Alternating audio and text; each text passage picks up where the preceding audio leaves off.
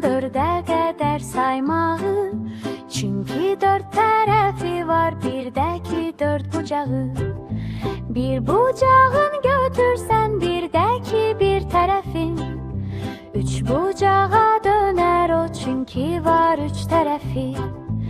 Əgər göyə baxsanız, günəş də dairədir, həndəsə adlı evdə. Onlar bir ailədir. Öyrəndim dörd bucaqdan dördə qədər saymağı, çünki dörd tərəfi var, birdəki dörd bucağı.